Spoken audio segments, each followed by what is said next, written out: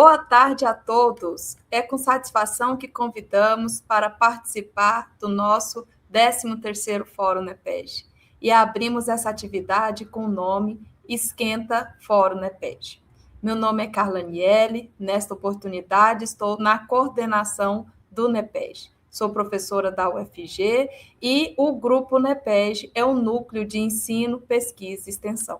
E dentre as suas várias atividades, que aí nós temos como publicação a revista Signos, né, organizações de oficinas, de cursos, realizações de pesquisas coletivas, é um grupo que coordena e congrega professores pesquisadores da área de ensino de geografia de todas as regiões brasileiras. Esses professores e, juntamente, os seus estudantes, orientandos de mestrado, doutorado e outros tipos de pesquisa.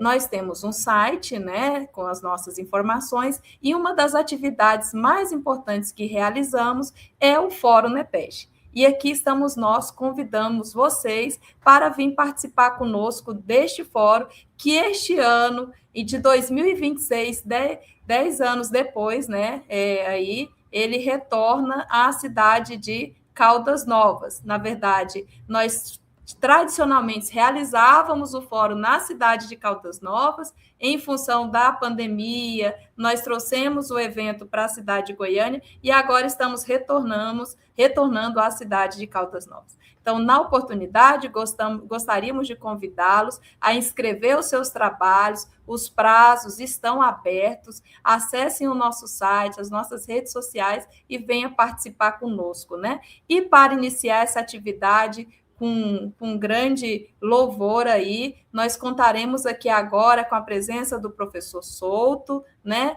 da Universidade de Valência, que gentilmente fará uma fala de abertura para essas atividades, e sob a coordenação da professora Marquiana. Então, venham participar conosco e até breve. Um abraço.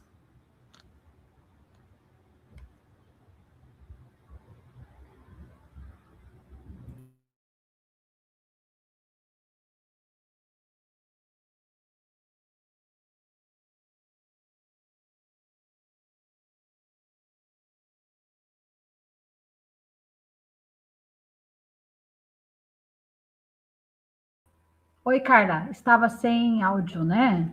Aham. Ah, tudo bem.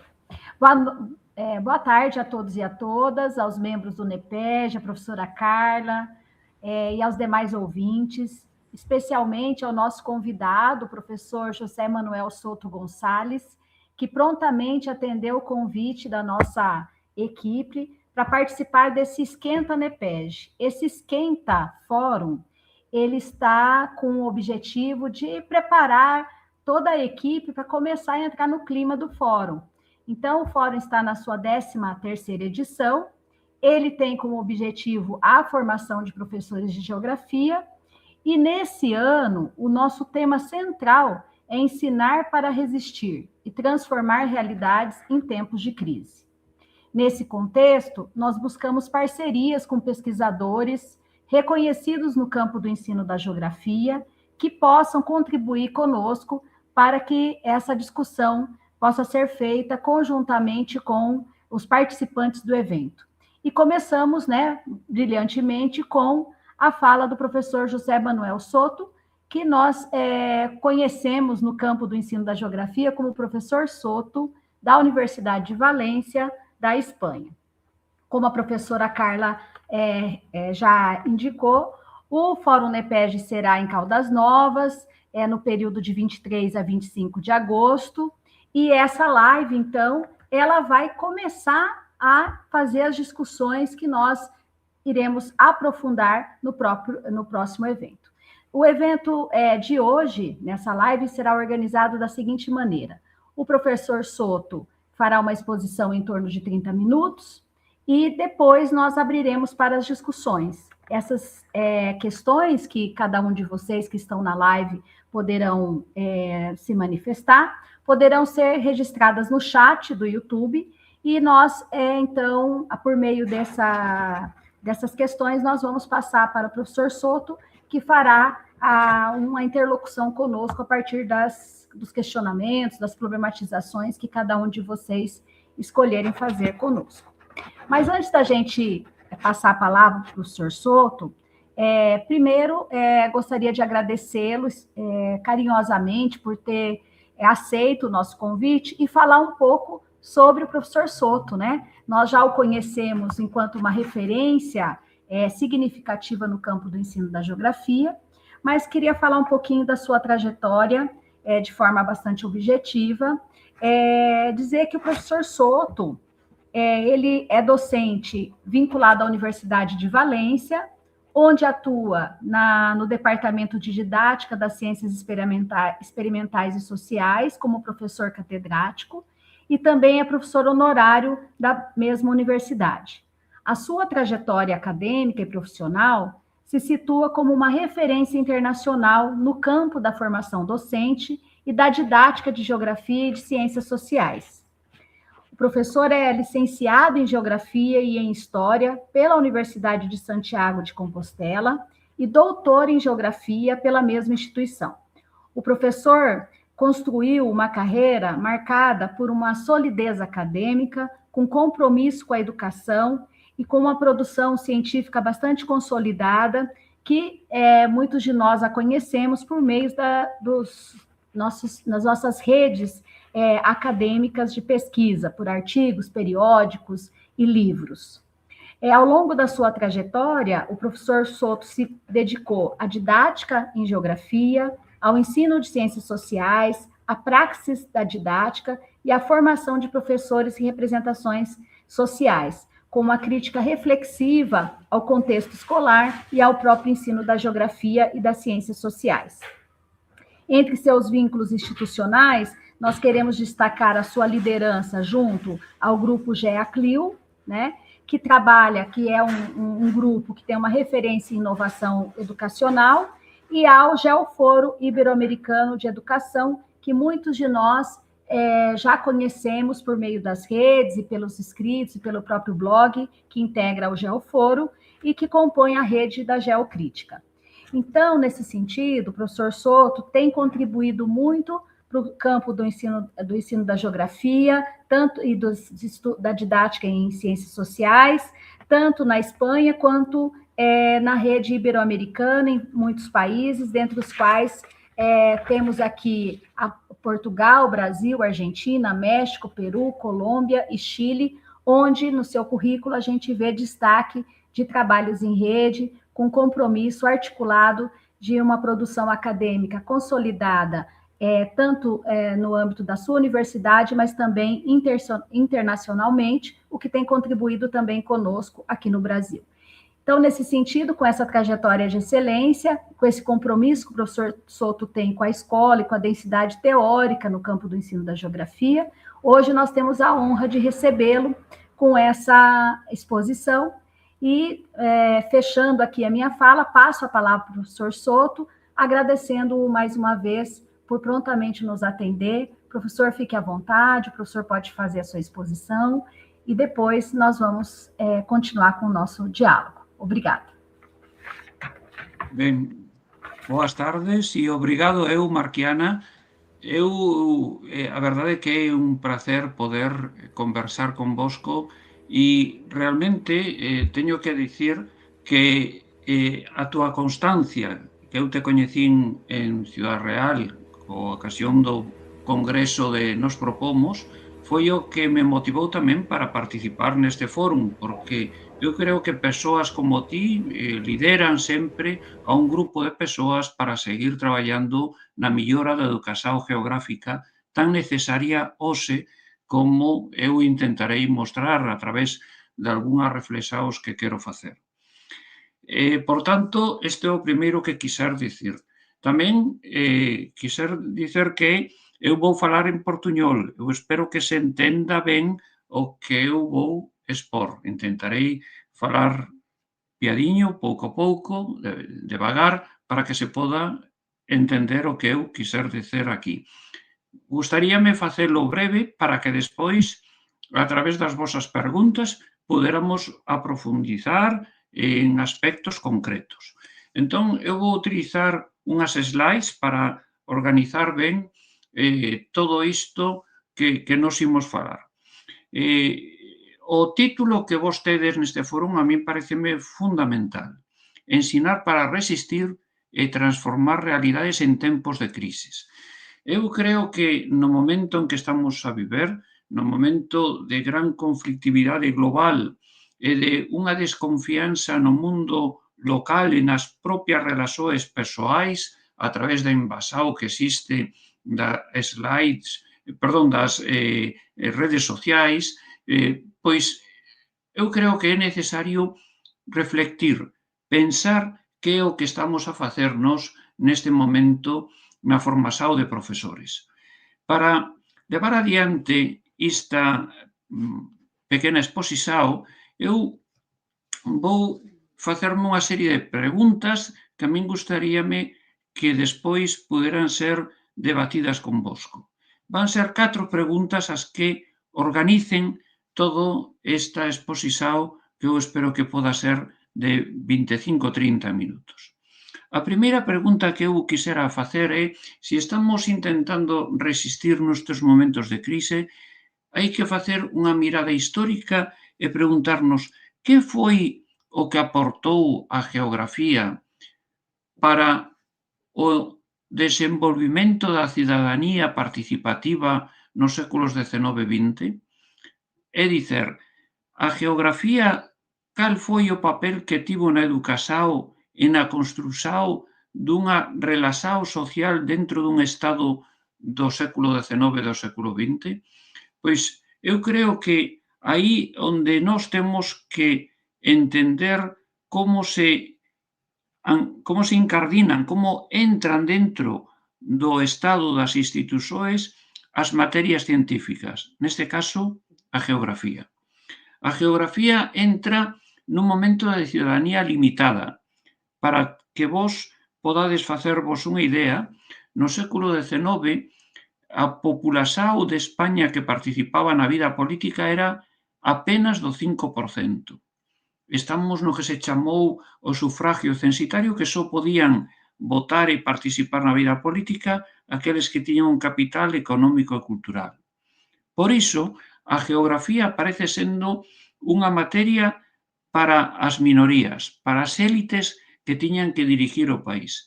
Non era unha educación para toda a cidadanía, para todo o povo entendido como todas as persoas que viven nun estado. Era algo que se dirigía fundamentalmente para as persoas que puderan dirigir ao resto da populación. Isto ten unha importancia moi grande porque moitas veces imos ter o perigo desde a universidade de facer unha cultura oficial para as minorías.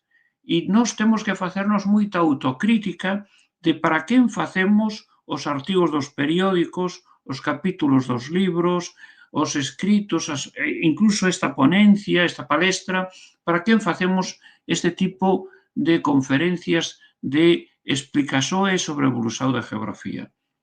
Temos que entender que a geografía ten que servir neste terceiro milenio para algo máis que crear unha cultura de identidade territorial, para algo máis que entender unha serie de conceptos, unha serie de cultura que explica os taxones, é dicir, a taxonomía de os geofactores que organizan un territorio. Frente a esa explicación de o relevo, o clima, a vegetación, a hidrografía, os solos, a populación, as actividades da populación, a organización do territorio, iso que é a geografía regional tradicional que se explica nas aulas da maioría do sistema escolar e moitas veces tamén na universidade, temos que pensar cal é a funcionalidade da geografía, que función ten a geografía neste século XXI, onde temos uns conflictos mundiais e locais de unha enorme magnitude. Por tanto, o que nós temos que pensar é que no terceiro milenio vai trocar a situación político e social, xa non é un mundo dirixido por unhas élites onde a populación que o único que facía era rezar escribir 4 coisas e traballar, vai intentar ter un protagonismo na cidadanía. Vai querer ter unha autoestima de ser cidadão e ao mesmo tempo querer recoñecerse a sí mesmo como persoa. Por tanto, que é o que pode facer aí a geografía? Pois a geografía vai poder facer algunhas coisas e outras vai estar limitada polas presións que existen das institucións onde se encadra a geografía. Eu dixen, a geografía encadrábase no século XIX dentro do contexto das minorías, dentro do contexto dunha cultura para as élites, para os que dirigían o país. Agora, no século XXI, hai o perigo, e isto é o que eu quero indicar aquí, de que a geografía péchese nos círculos universitarios da pedagogía, da geografía, da historia, da psicología, da sociología, quede fechada a unha cultura que está lonxe dos intereses das crianzas que transitan por as aulas do ensino fundamental, do ensino secundario. Eu tiven a sorte este mes de janeiro de poder estar nas aulas de 2 centros de educación secundaria en España, pero que sería o final do ciclo fundamental, o terceiro ciclo do ensino básico en Brasil. É dicir, con crianzas de 13, 15 anos de idade. E o que puden percibir nas 10 sesións de traballo que estiven facendo nos diferentes aulas é que están moi dispersos, que teñen unha saturación informativa que non lle permite organizar as súas ideas. E aí é onde temos nos que actuar. Pero cal é o problema? O problema é que un profesor do sistema escolar ten moitas aulas e ten moita presión de as familias, dos alumnos dispersos, da administración que lle pide moitos papéis, que lle pide moitos documentos. Entón, innovar, mellorar a cualidade do ensino é difícil nestas condições. Por tanto, a formación inicial tería que estar moito máis relacionada coa formación continua. Eu o que entendo é que se queremos facer unha boa formación inicial, teríamos que dialogar moito cos profesores e cos alumnos, coas crianzas que están no sistema básico escolar. E teríamos que intentar ver como é necesario un modelo simultáneo, o sea, un modelo de estar nas prácticas, o que vos chamades o estaxiario, nos centros escolares, e reflectir sobre que é o que din as persoas que visitaron os centros escolares e chegan con os seus cuadernos con notas do que eles puderon observar que facían as crianzas de 8, 10, 15 anos de idade. A partir de aí, o que podemos é intentar desenvolver unha formación dos profesores. Mais isto, que é a segunda pregunta que eu quero facer, é o que sucedeu na España, é dicir, en España a geografía entrou para resolver estes problemas sociais que teñen os alumnos de 10, 15, 17 anos de idade. Nós estamos formando aos profesores para entender esos problemas e axudar a aprendizaje desas persoas de como se pode explicar o mundo no que están vivindo? Pois eu a verdade creo que non. Creo que nestes momentos en España há un problema, para min grave, profundo, de unha ausencia de reflexão sobre a praxis, non sobre a práctica, sino sobre a praxis, é dicir, como pensar teóricamente o que está a suceder nas aulas. E isto por que o digo?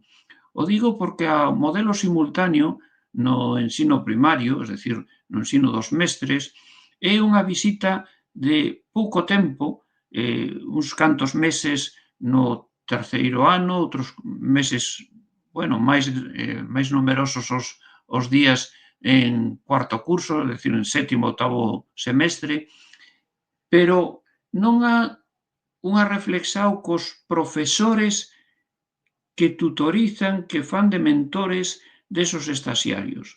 Falta esa conexión entre o profesor da universidade e o profesor do sistema escolar para analizar teóricamente que é o que está a pasar. É moito peor a situación na formación do ensino medio. Na formación do ensino medio e no ciclo superior do ensino básico ou fundamental, o que temos é un modelo consecutivo. Que significa isto? Que as persoas estudian geografía, ou historia, ou matemáticas, ou lingua, ou ciencias, e despois van facer un mestrado didáctico, un mestrado que lle habilita para ser profesor de ensino secundario. Claro, cando simplemente van estar sobre 80 100 horas no centro escolar observando como funciona o centro escolar e como se dan as aulas por parte dos profesores do que se chama o ensino da geografía, é moi difícil poder levar adiante un programa de innovación. E, sobre todo, porque aquí eu quero presentar nesta slides a cantidade de cambios legislativos que tivemos en España desde 1970. Mirade como desde 1970 temos 1, 2, 3, 4, 5, 6 leis educativas, cando as leis poñen o lei orgánica, quer dicir que a lei fundamental, a lei que teñen que cumprir todas as comunidades autónomas que hai en España, que teñen que cumprir todos os profesores, que teñen que cumprir todo o sistema escolar. Este tipo de cambios obedece fundamentalmente a un control ideolóxico que se pretende da educación e, no caso máis concreto, da educación das ciencias sociais e, caso máis concreto, da geografía e historia. Por tanto, nós o que temos en España para controlar este ensino que se pretende ideológico e se pretende máis técnico e que non entre nos problemas sociais que lle poden interesar ás persoas, empezando por os propios alumnos, pois o que vai suceder é que chegan ao aula e chegan aos centros escolares unha cantidad de conceitos, de términos que é xerga, é dicir, que son, eu diría, palabras baleiras, que non teñen sentido xa. Chegan entón procedimentos, competencias, situacións de aprendizaje que o que lle sona aos profesores é como outra palabra nova que vai chegar sin sentido ás aulas e que eles teñen que estudar para cubrir un programa oficial. Iso é algo que obstaculiza, que dificulta a comunicación na aula e, por tanto, a estima que pode ter un profesor da súa profesión. No caso concreto da geografía, isto está dando lugar a que, como en España a geografía e historia están nun mismo departamento, nun mismo seminario pedagógico, hai maioría de profesores que estudaron historia e pouca geografía e entón o que acuden é ao libro escolar, ao libro didáctico, é dicir, o manual canónico que reproduce un conteúdo da geografía que está organizado no século XIX para o século XXI, porque está organizado co modelo de Vidal de la Blas, co modelo regional de Vidal de la Blas. Isto significa que en España continúase facendo un estudo da geografía predominante, un estudo da geografía que é basicamente a descrición do relevo, do clima, da vegetación, é dicir, de todos os geofactores que organizan cada unha das partes do territorio de España, de Europa ou do planeta Terra. Frente a isto, que é o que predomina, isto que estou dicindo aquí, que no ensino primario o que existe son simplemente algunhas técnicas cartográficas e despois o estudo dos geofactores regionais en secundaria, que na educación secundaria obrigatoria, o sea, no ensino fundamental, a geografía é o palco dos feitos cronológicos da historia, onde a historia vai buscar unha serie de mitos fundacionais do Estado, do proceso de identidade do Estado. Por exemplo, en España faise moito fincapé na Reconquista, nos reis de España, buscando un pouco a unidade que dé sentido ás persoas para dicir e dicer que están vivindo nun país que ten moita historia. Por tanto, eu quixera facer xa unha terceira pregunta, que sería como se explican os problemas sociais desde esta estructura que incide na formación do profesorado, que incide no que facemos na didáctica da universidade coa geografía respecto á programación da explicación e aprendizaje da geografía para entender o mundo no que vivimos e poder resistir toda esta chegada enorme de información que nos satura. Pois, como podedes observar, o ensino dos problemas sociais está determinado por dúas necesidades. Por unha necesidade de innovación didáctica. E esta necesidade de mellorar a educación é algo que os profesores sinten porque eles, os que están nas aulas, eles e elas, por suposto, o que están traballando no sistema escolar, o que queren é mellorar a comunicación na aula. Calquera profesor que este 45 ou 60 minutos cun grupo de alumnos, e máis se está no ensino primario, o que quere é ter un ambiente cómodo, alegre, de traballar sin tensao. Por tanto, o que quere facer é innovar, mellorar, e vai ser unha axuda fundamental a organización escolar. É dicir, eu agora que estiven en 2 centros, volvín verificar que aquel centro que estaba máis organizado escolarmente, con as turmas cun número máximo de alumnos, onde existía a posibilidade de facer codocencia, é dicir, 2 profesores na mesma aula, onde había a posibilidade de facer actividades ao marxen do programa oficial, funcionaba mellor que aquel outro que quería seguir todo o establecimento de normas legais, burocráticas, administrativas. Por tanto, eu considero que é moi necesario que os centros escolares teñan unha certa autonomía de organización e que nós, desde a universidade, entendamos como se organizan para dar resposta ao que en España está a suceder, eu creo que bastante máis que en Brasil, que é a gran diversidade que existe nas aulas por parte dunha populación onde existen persoas que veñen de diferentes países. Para que teñades unha idea, eu cando traballei no ano 2000 a 2010 nun centro escolar, había 4 de cada 10 persoas que non naceran en España. Eu volvín a topar agora, cando estive no centro de Valencia, unha situación de onde 3 de cada 10 tampouco naceran en España. Pero é que incluso nacendo na España, há unha gran diferenza cultural entre as persoas que viven, por exemplo, como estiven eu neste centro, viven a través dun traballo precario, dun traballo inestável, e outras persoas, como foi no outro centro, que teñen máis estabilidade no mundo do traballo, que teñen unha profesión que lles permite ingresar un diñeiro, un ingreso económico ao final de mes moi importante. Isto que quer dicer? Quer dicer que nós, como profesores, temos que facer sempre un diagnóstico social de como adecuar os conteúdos da explicación geográfica do mundo ao capital cultural que teñen as familias que envían as crianzas aos centros escolares onde nos traballamos. E iso, un profesor da universidade ten que consideralo tamén. Porque que é o que se fai desde a pesquisa económica?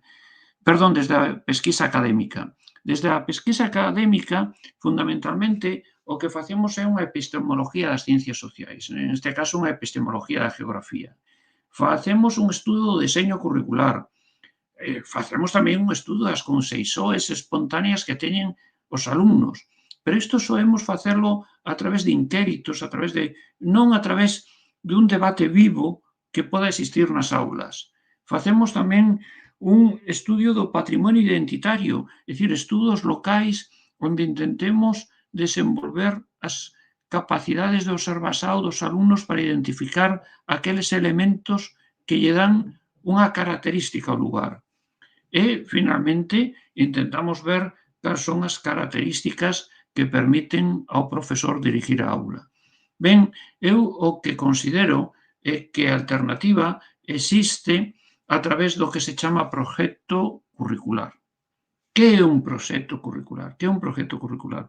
Un proxecto curricular é un grupo de profesores que sigue un modelo educativo para intentar non só programar recursos, sino tamén para millorar a través de innovación educativa a relaxao, a comunicación da aula e crear novos recursos. É dicir, quere mellorar a praxis e para iso establece unha relaxao coa pesquisa educativa. Nós temos a sorte de traballar desde o ano 1989 no proxecto GEACLIO e nós fomos establecendo relaxoes con equipas de traballo que estaban en diferentes lugares de España, en Madrid, en Asturias, en Galiza, en Valencia, en Andalucía, porque íbamos buscando aqueles persoas, aquelas equipas de traballo que puderan facer unha pesquisa que interesara ao que nos planteaban os profesores que estaban con nós no grupo de traballo GEACLIO. É dicir, os profesores desde a aula facían unha petisao de a min gustaríame saber, por exemplo, por que o problema da habitación é un problema básico para as familias que viven neste lugar. E quixera saber tamén como se pode resolver o problema da habitación según o que se estudiou noutros lugares de Europa, según o que se plantexou en outros lugares de España, según o que di a ciencia geográfica. Outras persoas poden dicer, home, a min gustaríame saber como funcionan os sistemas fluviais, como as enchentes poden ser evitadas, como podemos regular o nivel de auga dun río. Bueno, pois entón formulamos esa pregunta a un experto e ese experto nos envía información teórica, análisis empíricos do que eles teñen feito, etc. Entón, a partir diso, nos organizamos unha formación permanente. Pois ben, esa formación permanente, se está ligada a un modelo educativo, está ligada á formación do profesorado desde a universidade. Iso é o que destaca un proxecto curricular e a min pareceme que é unha das millores soluções para poder avanzar na praxis escolar. Porque a educación geográfica, que significa? Pois significa que aparece nun marco institucional escolar. A educación geográfica escolar aparece delimitada por esas leis que vimos que eran 6 de 1970 a 2020. Unha cuantidade enorme de leis que o único que crea son palabras, conceitos, jergas que o propio profesorado o que produce unha situación moi cansativa e que non adora ese tipo de programacións cada 2 ou 3 anos que volven a darlle a volta á educación. Entón, ese marco institucional é o que determina o currículum e o que determina a formación docente. Hoxe en día, en España, ese marco institucional estatal é fundamentalmente un obstáculo á innovación. Pero hai que traballar con el, porque os políticos están legitimados por un sistema democrático a través das Cortes Constituintes para legislar. Por tanto, non se pode dicir nada. O que hai que ver é como desde a universidade podemos favorecer a interpretación dese marco institucional estatal. E despois está a resposta académica. Aquí están as respostas das declarações internacionais da Unión Geográfica Internacional, da UGI, os famosos libros UNESCO da geografía. Norman Grace, aí un referente fundamental para entender o que é o ensino de geografía. A través desas declarações internacionais, nos podemos interpretar o sistema escolar e, sobre todo, podemos facer novas propostas teóricas para a educación e a geografía. E en esas propostas teóricas eu quero facer fincapé en esta denominada trialéctica espacial. A trialéctica espacial é a maneira de facer unha proposta teórica que interese aos alumnos pola súa aprendizaxe, polo seu coñecemento escolar. Que significa o espazo escolar? O espazo escolar significa a combinatoria de 3 espazos: o espazo vivido, o espazo percibido, o espazo concebido.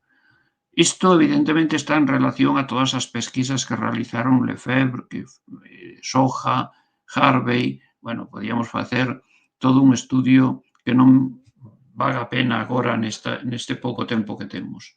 O que é importante definir cada un deles. O espazo vivido é o espazo das emoxoes, dos sentimentos, que é tan importante no mundo actual. Porque hai que deixar un tempo para que as crianzas e os alumnos que tamén acuden á universidade teñan tempo, e os profesores, por suposto, teñamos tempo para pensar os nosos sentimentos diante da natureza, diante da população, diante, por tanto, dun espazo geográfico. Se nos gustan os cheiros, os sons, os colores, a vista da paisaxe, como nos crea un sensación de tranquilidade, de calma ou de barullo, rapidez, que nos invitan a consultar rapidamente as redes sociais e movernos rapidamente nunha información que moitas veces é falsa, que moitas veces é inexacta. Bueno, iso temos que dar un tempo nas aulas para poderlo experimentar. Eu que esteven traballando este mes de janeiro cos alumnos unha unidade didáctica ou unha situación de aprendizaje sobre o Porto de Valencia, dáballe tempo para pensar que sentían eles cando se aproximaban ao mar. E cando se aproximaban ao mar, eles tiñan sentimentos e tiñan unha percepción individual subjetiva do espazo que estaban vivindo. Ben, esta percepción individual do espazo que están vivindo, que moitas veces está oculta pola gran dinamicidade, porque estamos nun mundo moi rápido, nun mundo que non nos deixa pensar, nun mundo que pasamos a outra cousa, nun mundo que temos que conectar o telemóvel, no que temos que ir mirando novas informações, está contaminado polo espazo percibido. Que é o espazo percibido? É o espazo da representación social ou das representações sociais. Que significa iso? Significa que há unha avaliación espacial do espazo e que nos din, non, mellor nese barrio non se pode entrar. Eu lembro moi ben cando cheguei a primeira vez a Cali, en Colombia, que un taxista me dixo que non me levaría a zona do estrato 6. E eu dixen, que é iso do estrato 6? Pois tiñan clasificados por estratos os barrios de Cali e había algúns lugares que eran para eles moi perigosos e que aí non entraban. Entón, esa era a percepción que tiña ese taxista, como moitas persoas, de que non se deben ir a certos barrios porque son perigosos. Despois, a mellor non son tal. Eu tive a sorte de facer un traballo de pesquisa con a Policía Local de Valencia e podemos ver que moitas veces o número de accidentes, roubos, delitos, non era tan numeroso nese tipo de barrios como noutros que se percibían máis tranquilos.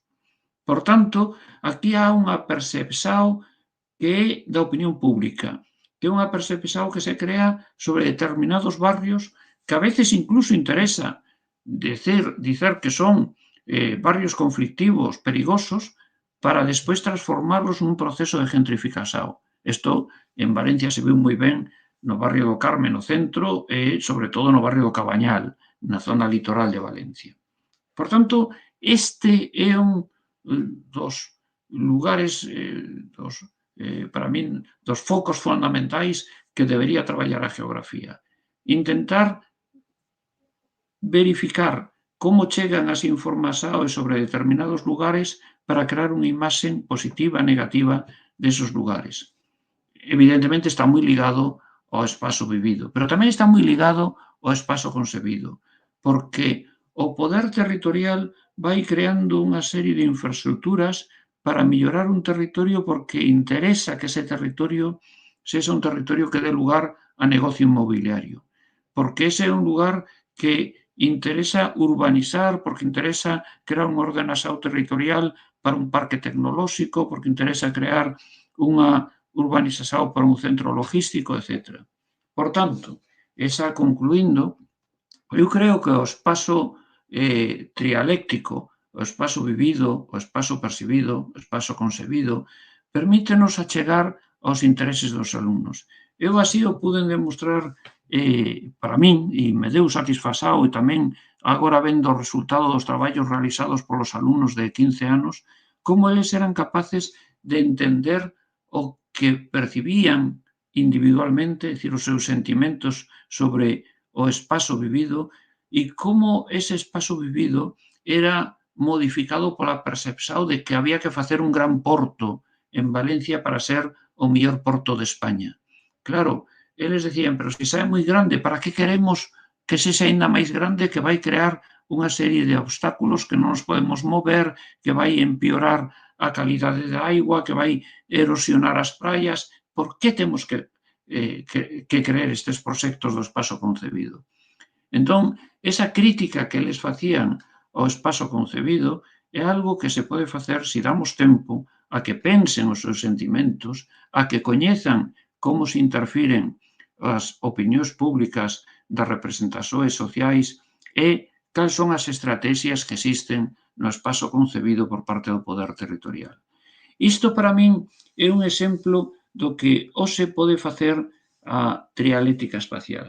E é un exemplo do que se pode facer se somos capaces de crear unha serie de redes físicas, non simplemente redes sociais, telemáticas, digitais, sino redes físicas de persoas que podamos sorrir, que podamos falar entre nós, que podamos constituir equipas de traballo e que podamos ter a confianza de que o que estamos facendo vai mellorar a innovación didáctica. E eu, eso foi o que quixen facer nesta palestra que creo que me cheguei agora xa aos 30 minutos que tiña pensado e espero que agora podendo conversar con vosco podamos ampliar algúns destes puntos.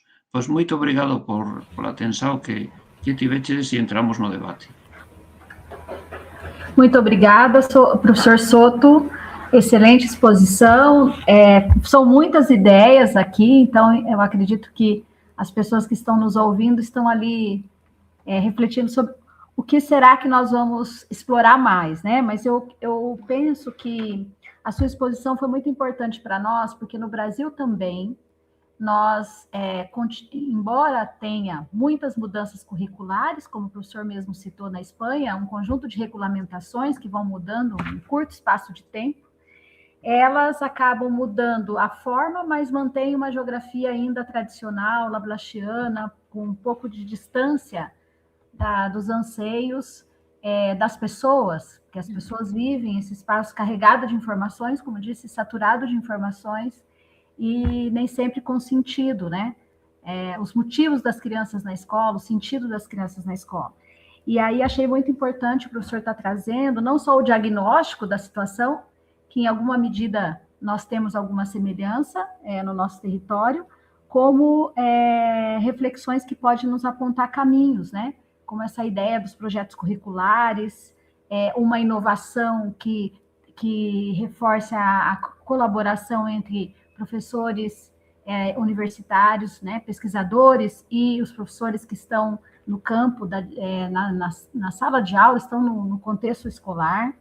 Essa inovação na educação geográfica que precisa ter um aporte teórico, mas também dialogar com os interesses dos alunos. E esse fechamento, né, da trialética que nos cobra, né, o sentido entre o subjetivo, o objetivo e o sentido, né? Eu acho que isso é bastante importante, sobretudo nos coloca muita responsabilidade.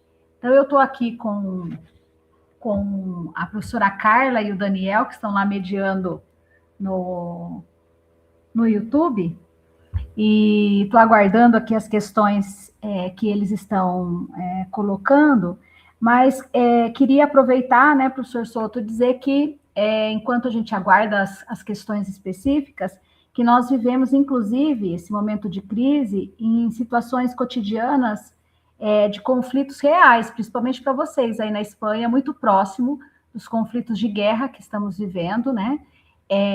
Com as alterações climáticas, com os conflitos bélicos que ameaçam a vida e a existência das pessoas objetivamente. Mal saímos de uma pandemia, né, entre os anos 2000 e 2003, estávamos ainda se recuperando da pandemia da Covid, e a gente termina esses eventos com outros eventos, tanto com eventos extremos, com muita estiagem, chuvas, e a própria internet, a inovação, a IA, são desafios que se colocam para a vida das pessoas e para os professores, né? Enquanto os modelos didáticos ainda ficam um pouco engessados. Então, acho que a sua fala é muito inspiradora nesse sentido, né? Como fazer, né, esse projeto curricular. E aí, o professor, quando o professor traz essa questão da situação, problema, a gente dialogar, quais são as situações de interesse dos jovens, das crianças, eu vou abrir, então, a minha questão, como que nós, pesquisadores, podemos, numa pesquisa colaborativa, né, da universidade, que tem sua especificidade, formação inicial de professores, com professores da escola, criar um espaço que aproxime os professores da escola, de modo a não ver essa cisão. Porque, às vezes, a gente que trabalha muito diretamente com os professores, a gente ouve que os professores dizem, vocês teorizam na universidade e não estão no contexto escolar, onde a gente está com esse conjunto de desafios, né? Esse controle simbólico, esse controle do tempo, esse controle, essa marcação, essa liberdade que o professor tem perdido cada vez mais da sua cátedra. E, ao mesmo tempo, nós, às vezes, na universidade, falamos, os professores não inovam, os professores ainda mantêm uma geografia tradicional. Como o professor vê, dentro desses projetos que até o GEACRIL tem promovido, criado mecanismos de aproximação para essa rede colaborativa?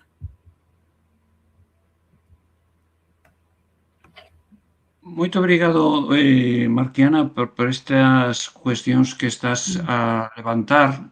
Eu aproveito tamén, en primer lugar, para saudar a todas as persoas que puseron por aquí algunhas mensaxes.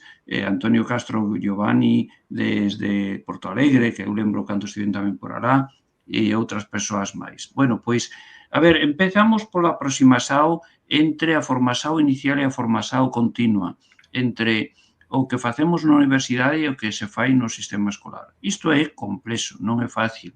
Hai que darse un tempo longo.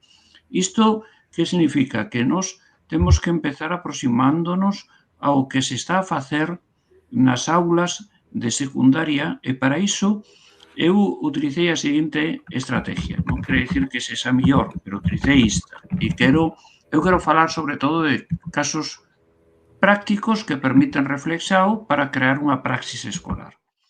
A ver, eu utilicei unha serie de seminarios que veñen sendo como unha especie de oficinas para desenvolver os problemas do ensino da geografía e historia nas aulas de secundaria. Entón, convidei ao mestrado de profesores de ensino secundario aos mestres en activo. E lle din o protagonismo de empezar eles a sesión. É dicir, en vez de empezar nós dicindo isto vai así, así, así, facernos o diagnóstico, nós lle dixemos, facede vos o diagnóstico. E agora que falen os profesores universitarios. Que responden os profesores universitarios ante este diagnóstico? Cal é o seu pronóstico para mellorar o que se está a dicer que está mal? Bueno, isto podémoslo facer durante 3 cursos escolares, mas agora perdeuse. Eu creo que se perde tamén porque eu abandonei a dirección do mestrado, e non é por botarme flores a mí mesmo, sino para dicer a importancia que é manter un poder administrativo. Eu, pola experiencia que teño, fun director dun centro de profesores en formación continua, fun director do mestrado de formación inicial de profesores de secundaria, e sei que, mentras ti eres o director, tes un carisma, un poder de facer coisas. Leva tempo, pero é necesario esforzarse, porque aí se produciu unha aproximación importante. A segunda aproximación é a creación dun proxecto curricular. Un proxecto curricular que empece a través de diferentes profesores que van chegando con diferentes ideas do que se quer facer no ensino fundamental ou no ensino secundario. E a partir de aí buscar equipas de traballo que fagan proxectos de pesquisa académica cos problemas que detectaron nas conversas co profesorado de secundaria. Entón, estes son dous tipos de estrategias que eu teño utilizado e que me teñen funcionado desde a miña... Bueno, é un suizo un pouco particular, porque o fago eu, tería que ver que o fixeran outros, pero o que se pode constatar son os dados de que desde 1989 a hoxe levamos prácticamente 40 anos traballando en reunións cada mes ou mes e medio. E temos tamén a posibilidade de constatar que os 3 seminarios facilitaron un debate, ás veces un pouco lastimoso, incómodo, porque os profesores do sistema escolar criticaban certas teorías da universidade demasiado abstractas, metafísicas, e hai que saber aceptar as críticas e saber relacionarse neses mundos. E, por último, outra referencia que fixeches é o mundo das guerras e das crisis. Eu creo que isto sí que lle afecta tamén a vida dos alumnos, pero temos que reflexionar sobre a práctica. Por iso eu sempre digo que non vale de nada esa oposición teoría-práctica. A teoría e a práctica únense pola praxis. Eu, cando estiven ahora nas aulas, había alumnos que se decían moi españois e despois decían que o Porto de Valencia traía produtos de todo o mundo e que eso estaba moi ben. E digo, pero ti non decías que eres moi español porque non compras produtos daqui, de cerca de Valencia, que son moito mellor que si chegan congelados nun barco que atravesou o Océano Atlántico, o Océano Pacífico e tardou moito en chegar. Entón, fagolle ver as contradiçoes que eles teñen cando opinan, cando falan de algo, non? Ou cando din, a min gustaríame viver nun lugar apartado, tranquilo, sen moito barullo. Pois, a ver, lugares onde te gustaría vivir? Nueva York. Digo, Nueva York non é un lugar tranquilo e apartado. Entón, fagolle ver esas contradiçoes para que se den conta de que están opinando simplemente polo espazo da percepción cultural da opinión pública. Non falan por eles, non falan realmente por iso que lle gusta. Porque incluso cando lle dis, faime un dibuixo e explícame como é ese lugar apartado, non teñen a capacidade de facelo. Entón, é cando eu lle digo, eu vos invito a construir este lugar apartado, por lo menos literariamente. Pero temos que pensarlo, temos que buscar un mapa, temos que buscar as características do medio, temos que saber que espazo climatolóxico pode haber aí para poder definir as características do lugar. Entón, iso é o que eu creo que sería importante que puderamos avanzar en explicar que as guerras e as crisis climáticas supón o cuestionamento dun modelo de vida que nos afecta localmente.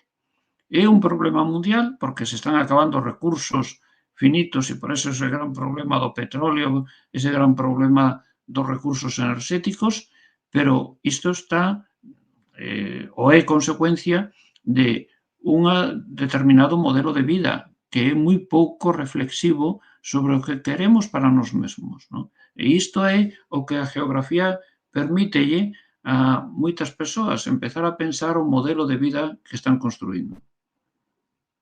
Perfeito, professor.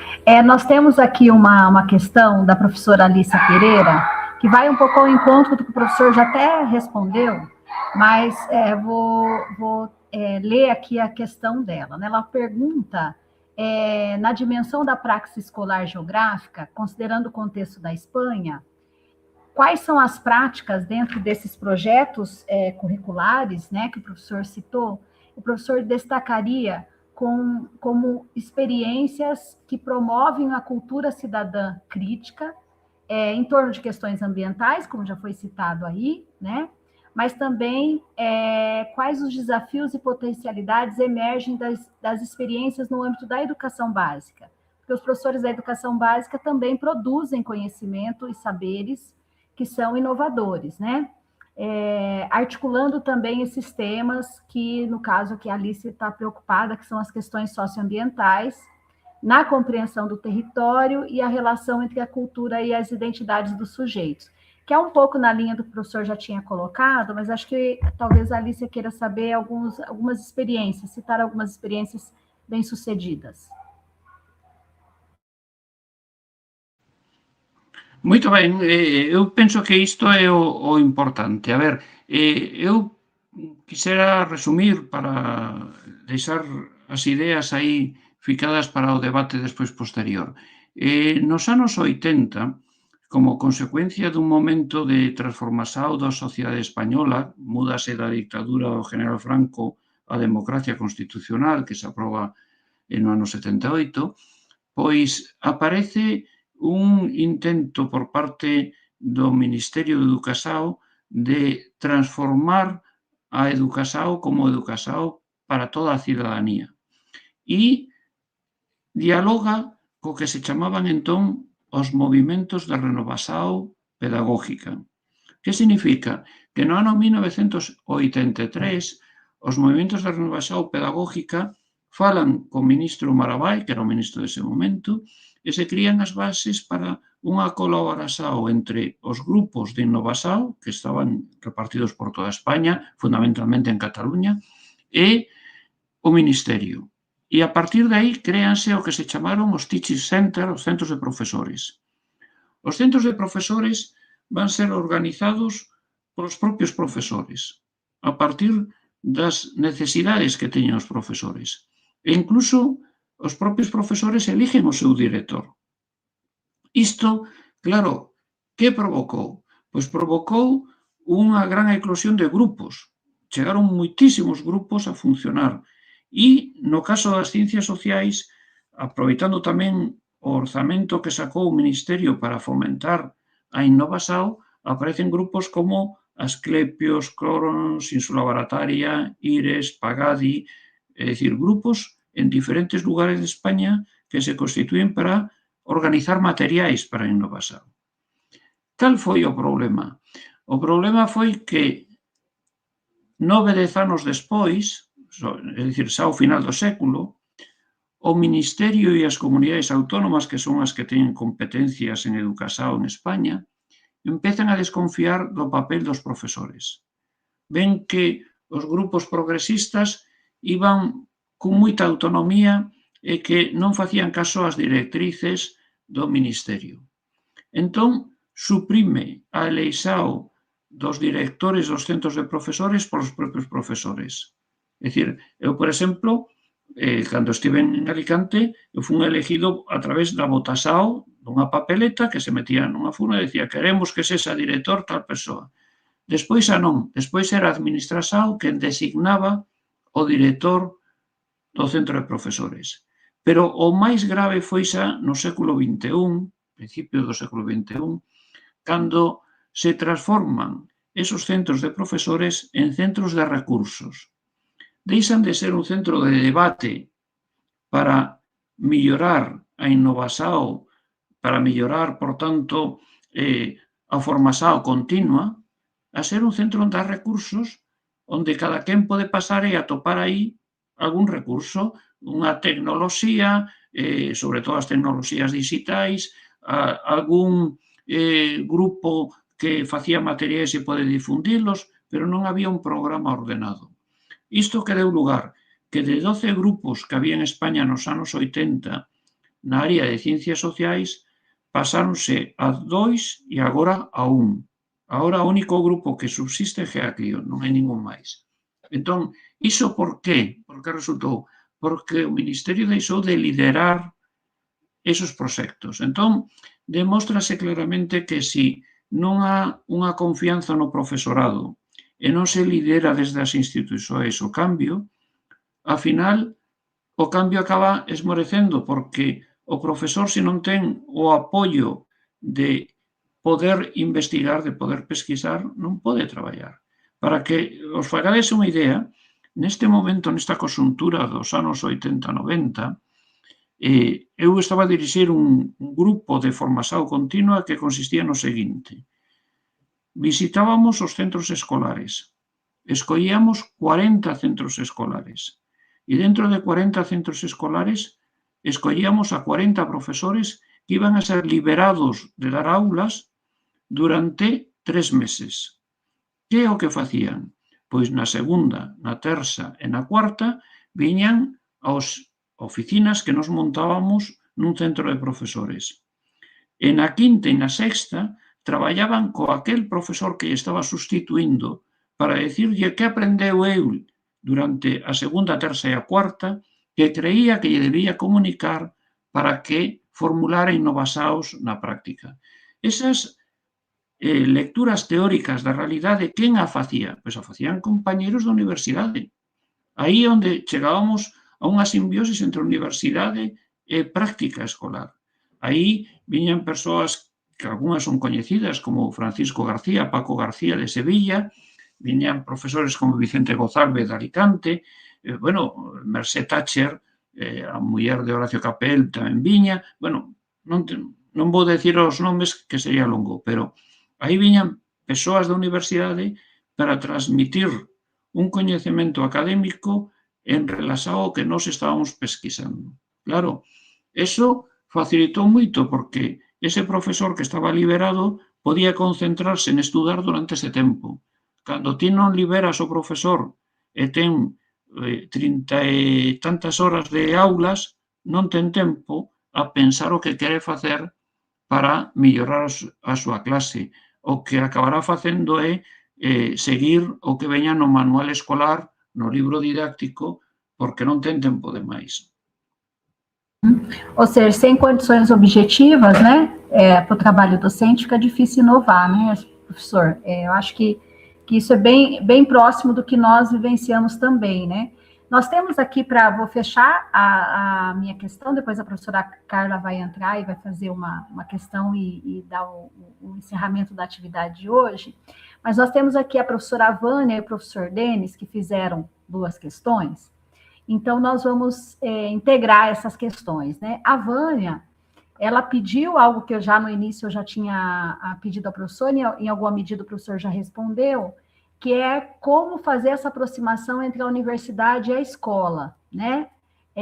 Com sugestões de como aproximar, né? Eu acho que o professor, em alguma medida, já colocou isso, né? Nós temos que ter tempo e espaço para que isso aconteça, e, ao mesmo tempo, a gente precisa ouvir os professores e, ao mesmo tempo, serem ouvidos num processo colaborativo. Mas se o professor quiser dar alguns exemplos a mais, seria muito bem-vindo. E o professor Denis, que todos eles aqui, a professora Vânia, o professor Denis e também a Alicia, que antecedeu, agradece a apresentação do professor, parabeniza, e tem uma questão, né? Qual é a perspectiva de inovação no ensino de geografia? O que seria uma inovação? O que nós podemos compreender como inovação? Acho que essa é uma pergunta bastante pertinente, porque nós banalizamos os termos, né?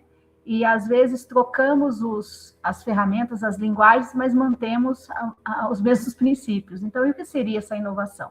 Acho que se o professor pudesse integrar as duas e a gente... Vou tentar explicar as 2 preguntas, a ver se sou capaz. A primeira é sobre as aproximacións ao ensino básico e ao ensino fundamental. Antes citaba algunhas a través da formación continua dos centros de profesores. Pero outra que nós temos ensaiado moito é a construción de unidades didácticas entre persoas que traballan no ensino básico e persoas da universidade.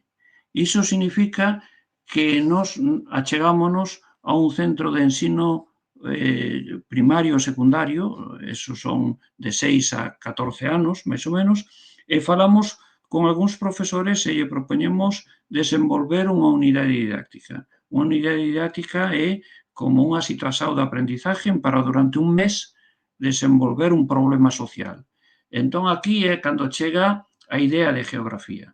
Nos entendemos que hai que formular problemas como que as familias en España teñen un problema enorme de habitación, como que estamos destruindo os recursos porque tiramos moitas veces alimentación que non necesitamos, tiramos moitos plásticos, tiramos unha contaminación no medio ecolóxico enorme, e iso é bastante evidente, se pode observar vendo as liseiras descontroladas que hai en algúns lugares e vendo tamén o problema de residuos que teñen as cidades.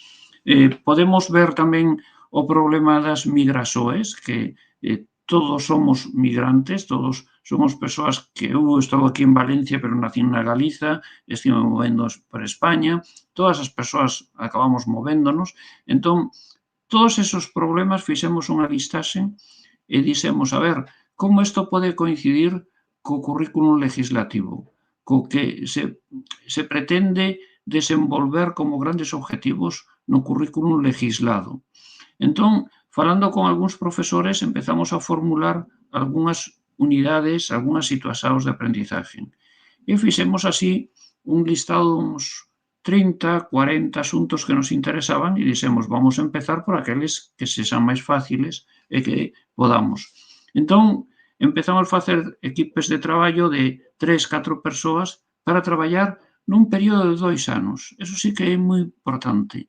Hai que saber dicer que isto é un traballo lento, non é un traballo longo, porque primeiro hai que facer todo un boceto do que queremos facer, de como elaborar unha idea didáctica ou unha situación de aprendizaje, e despois temos que pasarlo ao aula para ver a reacción que teñen as crianzas, os alumnos, e modificar. Por exemplo, pode ser que o tempo previsto sexa moi curto, que necesitemos máis, pode ser que os conceitos que utilicemos son moi elevados para as capacidades que teñen as crianzas para poder entender.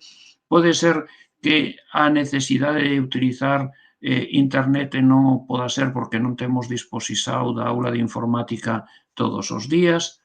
Vamos anotando todos, facemos un seguimento e no segundo ano é cando xa intentamos generalizar para que no terceiro ano se poda divulgar. Entón, iso foi unha estrategia que utilizamos durante varios anos, pero é cansativa. Necesitamos que os profesores non estén tan estresados con tantas horas de traballo e con tanta necesidade de cubrir informes que piden os pais, a administración, os alumnos, etc. Entón, aí fomos facendo menos unidades das que tiñamos previstas por necesidade de non agotar o profesorado. Agora mesmo, estes 2 anos, temos editado a través dun servicio da universidade que se chama Instituto de Creatividade, unha unidade de geografía, que é sobre o mundo da cidade, estamos a preparar outra para as crianzas máis pequeniños, que son os migrasoes, e despois, como sabedes, en España, a historia da arte está tamén vencellada a geografía, entón temos unha sobre memoria histórica, todo o problema da dictadura do general Franco, que tamén é objeto dunha publicación que se fai desde desde o propio centro escolar. A segunda cuestión está sobre o que se plantea aquí de a innovación en didáctica e as palabras. Para nós, innovación é esa práctica de mellorar a educación para facilitar o aprendizaje.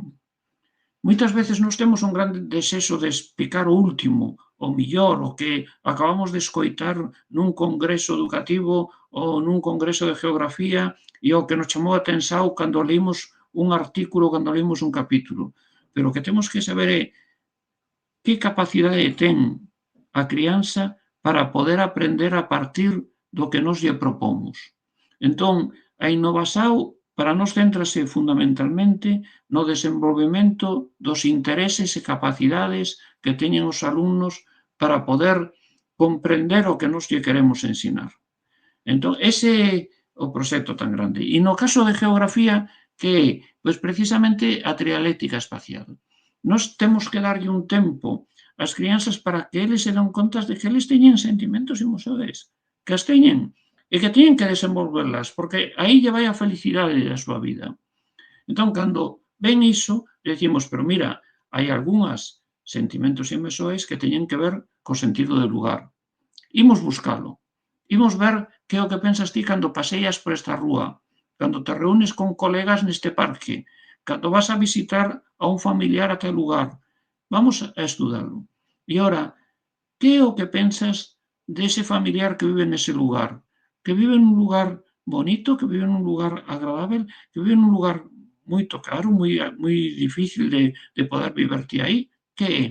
Que é o que se di sobre ese lugar nos medios de comunicación, nas redes sociais, etc. E, por último, que é o que está planificado para ese lugar? Non, sobre iso, nos artellamos todo un conxunto de actividades para que o alumno poda desenvolvelas. Cando avaliamos esas actividades, nos damos conta que a veces fomos moi ambiciosos.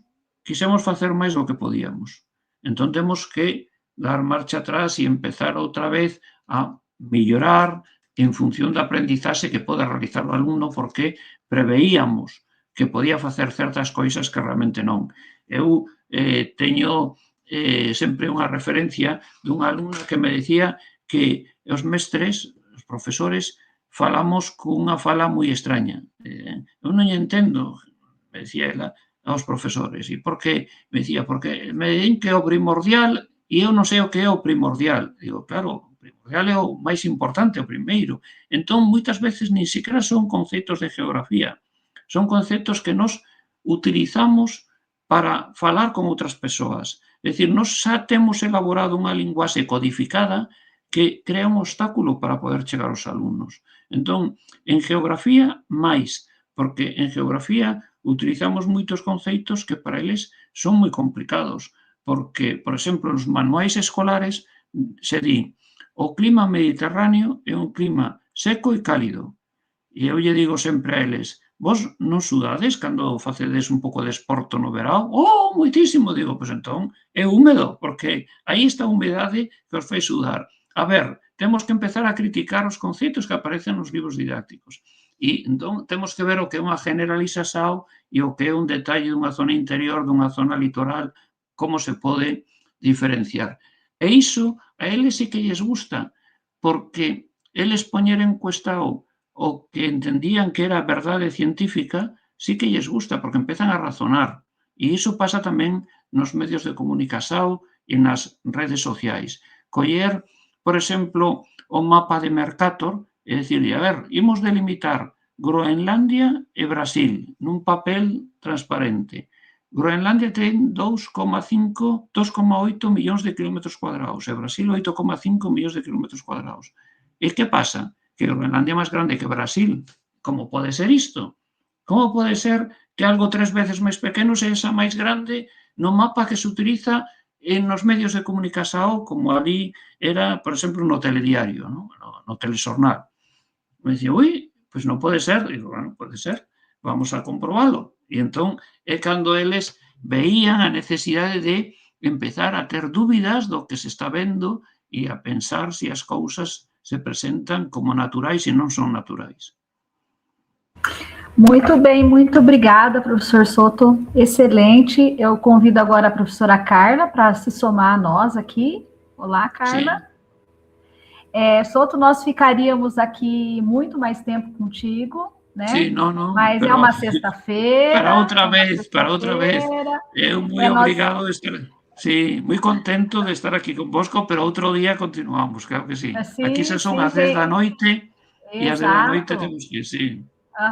Estamos aí com o fuso e a professora Carla, então, ela vai tomar a palavra e encerrar o nosso microfone.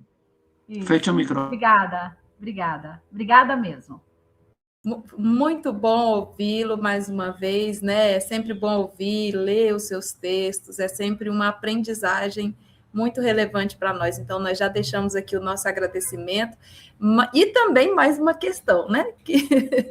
Para seguir aqui e finalizar o nosso debate. Nós percebemos que, ao longo da sua fala, muitos dos problemas relatados, nós também partilhamos eles aqui no Brasil, né? E aí eu gostaria de destacar só um ponto, por exemplo, na nossa investigação de doutorado, nós também identificamos, quando fomos falar com os professores, que ao conceber o ensino de geografia, eles também traziam esses 3 elementos. Como que eu vou pensar o ensino da geografia lá na escola? Como que é a minha preocupação? E antes de chegar, como eu vou ensinar, o que eles traziam? Para qual aluno eu vou ensinar? Quem é esse aluno? E depois, qual é a escola que eu tenho? Quais as condições que eu tenho? Para só na sequência ele pensar, e aí, qual inovação eu posso fazer? Não é verdade? E foi isso que o senhor nos trouxe. E o senhor nos trouxe também, dentre muitas contribuições, uma proposta de inovação, de encaminhamento a partir desse projeto curricular, né? E ao longo que possibilita uma integração universidade-escola, e ao longo da sua exposição e também das respostas aos questionamentos que foram feitos, nos pareceu que o senhor está nos trazendo uma abordagem do conteúdo geográfico não mais como objeto, o conteúdo como objeto em si, como um texto cristalizado, e está nos trazendo uma outra abordagem agora, que é pensar o conteúdo geográfico como um processo, uma análise geográfica da realidade encaminhada pelo professor, né? Aí, seja o professor sozinho, com seus conhecimentos, seja o professor trabalhando em equipe, com os colegas, né, da mesma escola, em projetos coletivos, mas que aí o professor vai trazendo respostas para esses problemas que a realidade vai nos colocando, certo? E aí, diante dessa conversa toda, a questão que fica é assim: como que o senhor percebe a relevância de uma perspectiva de ensino por investigação na geografia e sua potência, assim, para o desenvolvimento de uma cidadania, de uma atuação cidadã dos estudantes? É isso, né? E desde já deixo agradecido, né?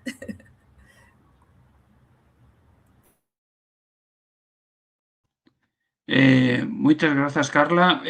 Moito obrigado, Carla. Eu creo que temos un exemplo moi claro no ensino por investigação para a cidadanía, que é o proxecto Nos Propomos. Eu, que estou traballando o proxecto Nos Propomos, o que intento é ligar o proxecto Nos Propomos o que están a facer as persoas dunha maneira semellante, pero sin chamarlle Nos Propomos, para que despois podan confluir. Isto tamén pareceme importante. Hai persoas que están a traballar nos seus centros escolares, eso que antes comentabas, de que tipo de alumno, que tipo de centro, e están a facer un proxecto propio. Cando chegas e o ves, eu, por exemplo, cunha profesora que se chama Vanís, que a mellor coñecedes, estivemos a recorrer Ribarrocha e estivemos vendo 2 centros que traballaban realmente na liña de Nos Propomos. Pero non eran de Nos Propomos propiamente, pero nos lle ofrecimos entrar en Nos Propomos con os seus proxectos.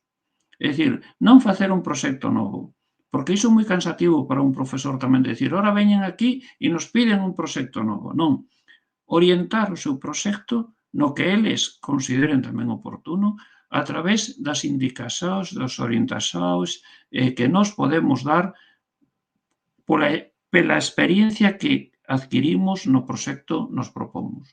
Entón, Nos Propomos agora, para min, está sendo como un cartón de visita para poder entrar en algúns centros. Hoxe mesmo eu estaba no que se chama aquí instituto, o sea, un liceo, o Liceo de Silla, que é un pobo pequeniño cerca de Valencia, e estábamos a falar da posibilidade de entrar o pobo de Silla en Nos Propomos, pero cos traballos que se estaban realizando.